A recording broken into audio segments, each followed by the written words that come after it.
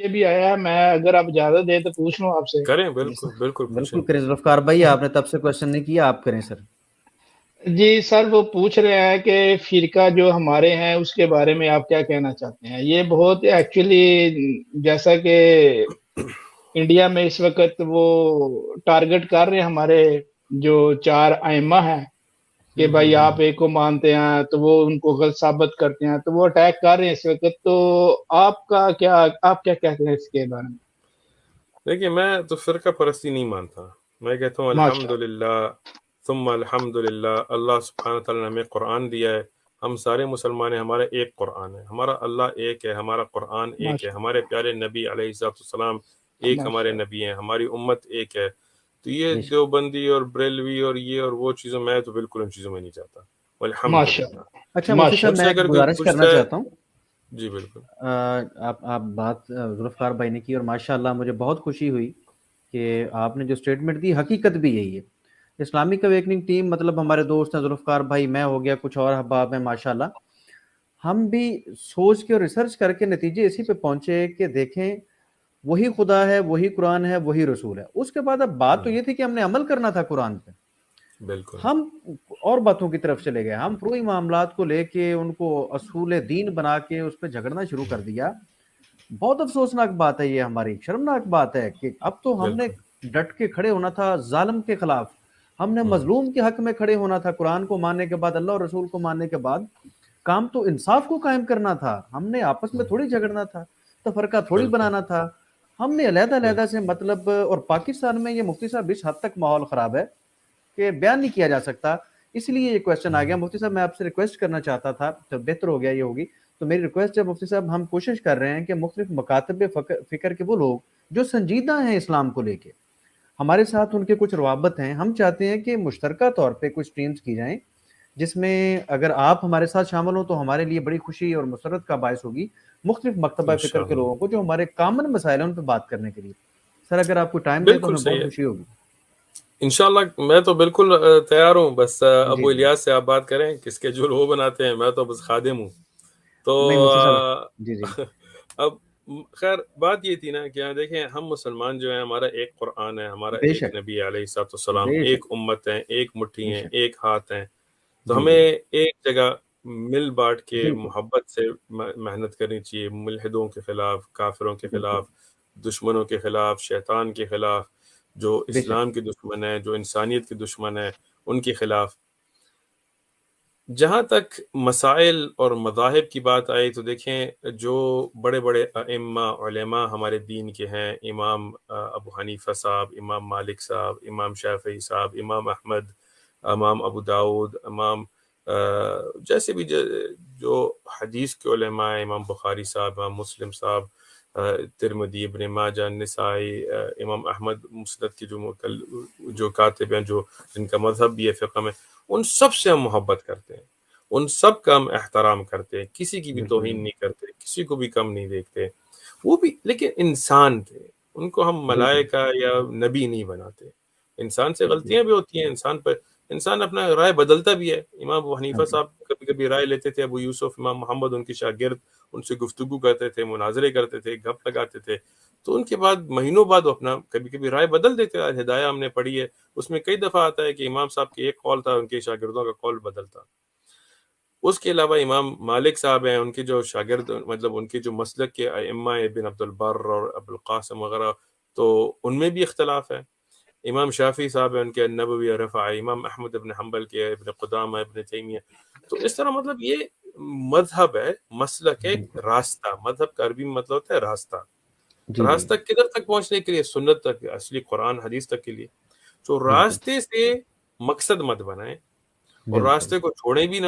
اگر راستے پہ ہی نہیں چلیں گے تو مقصد پہ کیسے بے پہنچیں گے؟ شک بے شک، ماشاء اللہ، تو ہمارا یہ قول ہے کہ دیکھو، حنفی ہو، شافعی ہو، مالکی ہو، حنبلی ہو، کوئی مسئلہ نہیں ہے، ہم سب سے محبت کرتے ہیں، سب ہمارے بھائی ہیں، ایک طرح جزاک کے اللہ۔ بھائی ہیں، چاہے پاکستانی ہوں، چاہے چائنیز ہوں، چاہے پنجابی ہوں، چاہے سندھی ہوں، ہمارے بھائی ہیں اسلام میں، ہمارا اخوہ ہی اس پہ ہے۔ اور ہم کسی عالم کی توہین نہیں مانتے، اگر بالکل اس کی غلطیاں بھی ہوئی ہوں تو غلطیاں ہیں، بالکل۔ یہ بھی نہیں ہم کہتے کہ بالکل ہر ایک عالم سے ہم وہ اسلام کا نمونہ نہیں بناتے، کیونکہ کہتے ہیں کہ دیکھو، ہمارے نبی علیہ السلام جو ہیں ہمارے نمونے، ہمارے رول ماڈل، ہمارے قدوہ عربی میں کہتے ہیں، وہ ہیں بالکل. اس کے آگے جتنے بھی ائمہ ہیں ان سب کی یہی کوشش تھی کہ صحیح دلیل تک پہنچ سکیں. اس لیے وہ کہتے تھے اصح الحدیث فہو مذہبی، جو سب سے صحیح احادیث ہے یہ میرا مذہب ہے، میرا مسلک ہے. تو ہم کہتے ہیں کہ کوئی اگر کسی مذہب سے سیکھے، مسلک سے، تو کوئی مسئلہ نہیں ہے، لیکن ہمیشہ ترجیح قرآن اور صحیح حدیث کو دینی چاہیے. اور اگر کسی اور کا مسلک ہمارے سے کوئی فرق ہو، مثلاً فقی فروغ مسائل میں، جیسے علی بھائی کہہ رہے تھے، کوئی ہاتھ ذرا ادھر باندھے کوئی ادھر باندھے، تو ہمیں یہ نہیں کہتے ان کے پیچھے نماز نہیں ہوتی. یہ کوئی بڑا عجیب مسئلے شروع ہو گئے ہیں آج، کیونکہ یہ تو اختلاف. ابو حنیفہ صاحب نے امام مالک کے پیچھے نماز پڑھی ہے جب وہ مدینہ آئے تھے، امام شافعی صاحب نے امام مالک کے پیچھے پڑھی ہے، امام احمد نے ان کے پیچھے پڑھی ہے، امام شافعی کے پیچھے. تو اس میں یہ کوئی مسئلہ نہیں ہے کہ ایک دوسرے کے پیچھے نمازیں چھوڑ دیں یا ایک دوسرے پہ تکفیر شروع ہوئی، یہ کافر وہ کافر. دیکھیں یہ بڑی ایک افسوسناک، اور پاکستان میں تو بڑی شدت سے ہوتا ہے یہ وہ ان کی مسجد ہے، یہ ان کی مسجد ہے. تو یہ افسوسناک بات ہے. اب دیکھیں یہ میری مکتبہ ہے، اس میں ہر ایک مسلک کا اپنا سیکشن ہے جس کی کتابیں میں پڑھتا ہوں. حنفی ہم، شافعی ہم، مالکی ہم، حنبلی. میں کوئی مجتہد نہیں، میں نہیں کہتا کہ اجتہاد نہیں، میں نے بھی خود مسلک کے تھرو پڑھا ہے، لیکن میں ادلہ پہ ہمیشہ ترجیح دوں گا، کیونکہ قال اللہ وقال الرسول علیہ الصلوۃ والسلام، اس کو ہم نہیں چھوڑ سکتے. اس کے علاوہ ہر ایک انسان کی غلطیاں ہو سکتی ہیں. تو ہم چاہتے ہیں کہ سارے مسلمان بھائی، یہ فرقہ پرستی اور یہ تم اس نمبر، انڈیا میں نمبر دیے گئے ہیں، یہ اس نمبر کی مسجد ہے، اس نمبر کی مسجد ہے، فرقوں کو، یہ امت کو توڑ جو ہو رہا ہے نا، یہ بند کریں. اور خاص طور پہ جو قتل و غارت ہو رہی ہے آج کل، کہ کسی اور مسلک کے بندے کو قتل کیا جا رہا ہے، یہ بڑی ایک افسوس کی بات ہے. ہم چاہتے ہیں کہ مسلمان سب اتحادی، مسلمانوں کی دشمنوں کی سازشیں ہیں، ان سے ہم دور ہو کے قرآن اور صحیح حدیث، سلف الصالحین جو ہمارے اسلاف ہیں، صحابہ اور جو بڑے ائمہ ابو حنیفہ و مالک و شافعی احمد، یہ ہمارے اسلاف ہیں، ان کے طریقے پہ ہم اتحاداً ایک جگہ کام کریں. مسائل میں خلاف بھی ہو تو دلوں میں خلاف نہیں آنا چاہیے. ہاں بالکل، ماشاء اللہ مفتی صاحب آپ نے بہت خوبصورت پیغام دیا. ہمارے تو پاکستان میں ہم یہ ماحول کب سے دیکھ رہے ہیں، لیکن ان چیزوں کو سمجھتے ہیں، دیکھتے ہیں. جیسے کہ میں نے پہلے بھی پیغام دیا آپ کی خدمت میں، بھی میں نے اپنا آئیڈیا پیش کیا کہ ہم تو یہ سمجھتے ہیں کہ جب ہم اللہ کو تسلیم کرتے ہیں، اللہ کے رسول کو اور قرآن حکیم کو مانتے ہیں، تو اس کے بعد ہمارا مشترکہ طور پہ، وہ اہل تشیع ہوں، وہ اہل سنہ ہوں، کوئی بھی ہوں، مطلب فروعی معاملات میں ہم رکھ سکتے ہیں اپنی رائے، لیکن بنیادی طور پہ اب ہم نے نافذ تو قرآن کو کرنا ہے. اور قرآن کہتا ہے کہ کسی کو بھوکا نہ رہنے دو. مطلب ہم نے مل کے ڈھونڈنا تو بھوکوں کا تھا، پھر ہم نے مظلوموں کو ڈھونڈ کے ان کے ساتھ کھڑے ہونا تھا، جو کہ قرآن کا پیغام تھا. ہمیں کرنا تو اب یہ ہے، ہم جب مسلمان ہیں تو ہمارا فریضہ تو یہی ہے، قرآن کی یہی موٹی موٹی تعلیمات ہیں کہ انصاف کو قائم کرنا ہے. تو چیزیں تو یہ کرنی تھیں، ہم چلے کسی اور طرف گئے. اور مفتی صاحب مجھے بڑی خوشی ہے کہ آپ نے اس معاملے میں ہمارے آئیڈیا کو سراہا، اور میں امید کرتا ہوں کہ انشاءاللہ جب ہم یہ میٹنگ رکھتے ہیں جس میں اسکالرز ہوں گے مختلف مکاتب فکر کے، لیکن وہ سنگین اور سنجیدہ لوگ ہیں، جو ان معاملات کو سمجھتے ہیں، جو دین کو سمجھتے ہیں، جو یہ فرقہ وارانہ ماحول سے تنگ ہیں، لیکن مختلف مکاتبہ فکر سے ان کا تعلق ہے. اہل تشیع ہو گئے، اہل سنہ میں آپ کو پتہ کچھ سیکٹس ہیں، لیکن ہمارے یہ وہ فروعی معاملات میں مسائل ہیں، وہ کوئی بنیادی نوعیت کا کوئی اختلاف تو ہے ہی نہیں. تو یہی آخری مطلب بات ہے نا، کہ ہم سب کہتے ہیں کہ اتحاد کی ضرورت ہے، یونٹی کی ضرورت ہے، لیکن اتحاد کیسے آئے گی؟ قرآن اور صحیح احادیث پہ. جب تک ہم اپنے فرقہ کو بس